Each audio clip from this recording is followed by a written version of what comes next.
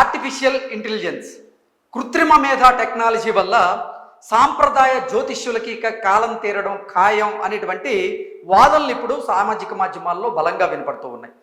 దానికి కారణం ఏంటంటే ఆర్టిఫిషియల్ ఇంటెలిజెన్స్ టెక్నాలజీ. ఈ కృత్రిమ మేధ ఏదైతే ఉందో ఈ కృత్రిమ మేధాన్ని ఉపయోగించి కొంతమంది వారి జన్మ జాతకాలకు సంబంధించినటువంటి జాతక విశ్లేషణని ఈజీగా పొందగలుగుతున్నారు. కాబట్టి ఇక ఎవరు కూడా సంప్రదాయ జ్యోతిష్యుల దగ్గరికి వెళ్ళేటువంటి పరిస్థితి ఉండదు అంటూ ఇప్పుడైతే సామాజిక మాధ్యమాల్లో కొన్ని పోస్టులు అయితే వస్తూ ఉన్నాయి. కానీ ఈ పోస్టులు కరెక్ట్గా యాక్యురేట్గా ఉంటాయా అంటే ఆ పరిస్థితి అయితే ఆర్టిఫిషియల్ ఇంటెలిజెన్స్ టెక్నాలజీ వల్ల జ్యోతిష్యులకు వచ్చేటువంటి పరిస్థితి అయితే పూర్తిగా ఉండదు అనేది అయితే బల్లగుద్ది చెప్పచ్చు.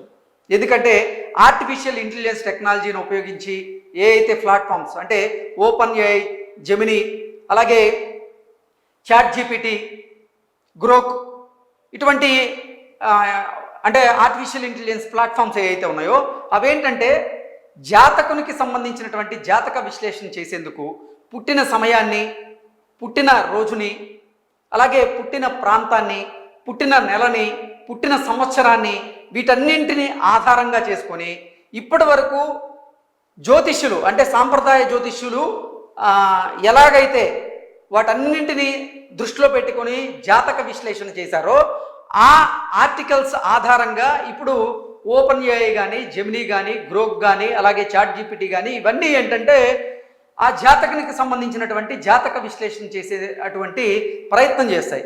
దాంట్లో అది పూర్తిగా యాక్యురేట్గా వస్తుందా అంటే వస్తుందని అయితే ఎక్కడ చెప్పలేం. ఎందుకంటే ఇప్పటి వరకు సాంప్రదాయ జ్యోతిష్యులు ఏదైతే ఈ సామాజిక మాధ్యమాల్లో వారు చేసినటువంటి వీడియోలు కానీ, వారు రాసినటువంటి ఆర్టికల్స్ కానీ ఉన్నాయో ఆ ఆర్టికల్స్ ఆ వీడియోల ఆధారంగా చేసుకుని ఆర్టిఫిషియల్ ఇంటెలిజెన్స్ టెక్నాలజీ ఆ జాతకానికి సంబంధించినటువంటి జాతక విశ్లేషణ చేయగలదు. కానీ అసలు ఆర్టిఫిషియల్ ఇంటెలిజెన్స్ టెక్నాలజీని ఉపయోగించి ఏ అయితే జాతక విశ్లేషణ వస్తాయో దాంట్లో లగ్న కుండలి కానీ, అలాగే నవాంశ కుండలి కానీ, భావానికి సంబంధించినటువంటి పట్టిక కానీ, అలాగే లగ్న పట్టిక కానీ వీటన్నిటికి సంబంధించి యాక్యురేట్గా వచ్చేటువంటి ఆ పరిస్థితి ఉండదని అయితే ఇప్పుడు కొంతమంది సాంప్రదాయ జ్యోతిష్యులు అయితే చెప్తూ ఉన్నారు.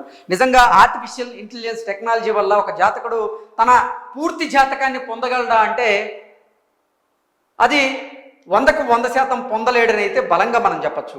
ఎందుకంటే ఈ చాట్ జీపీటీ కానీ, లేకపోతే గ్రోక్ కానీ, ఓపెన్ ఏఐ కానీ మిగతా అన్నీ ఏంటంటే సాంప్రదాయ జ్యోతిష్యులు ఇచ్చినటువంటి సమాచారం లేదా వారు ఇప్పటి వరకు రాసినటువంటి ఆర్టికల్స్ని తీసుకొని వాటి అనుగుణంగానే ఒక జాతకుని యొక్క జాతక విశ్లేషణ చేయగలదు. కానీ దానికై అది ఆ జాతకుని యొక్క పూర్తి జాతకాన్ని అయితే బయటపెట్టేటువంటి పరిస్థితి అయితే ఉండదు.